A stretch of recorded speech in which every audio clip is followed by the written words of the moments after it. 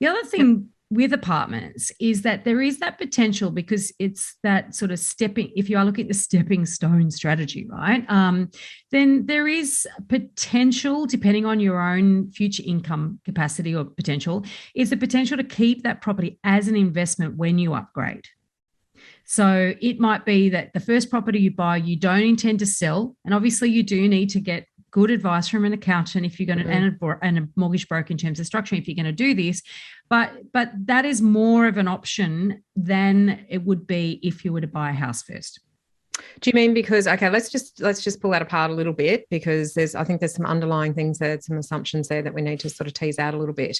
So you're talking about not stretching yourself as much for the first one if it's going to become an investment property down the track.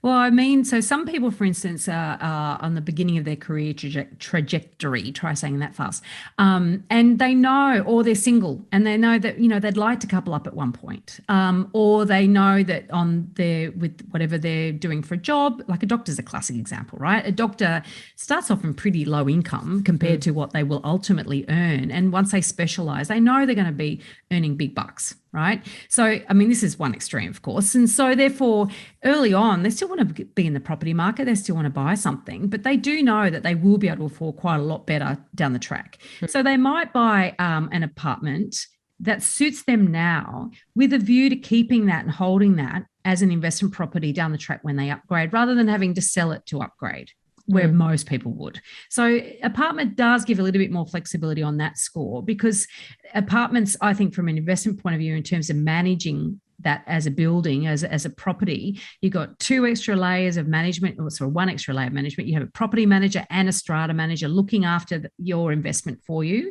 And if you've got a busy career and all the rest of it, there's real advantages in having that type of investment or type of property as an investment. So it all comes down to, of course, it's got to be, I mean, there's so many The right caveats and everything we location. say. Yes. Yes. So don't take this as gospel. Remember, No. there's certain assumptions and caveats, and certainly if you're going to use an apartment as a stepping stone strategy, you have to be very careful that you're making an investment-based decision, Yes. not a personal preference-based decision. So that's a really different mindset if you're choosing your first property as an apartment to be a future investment property.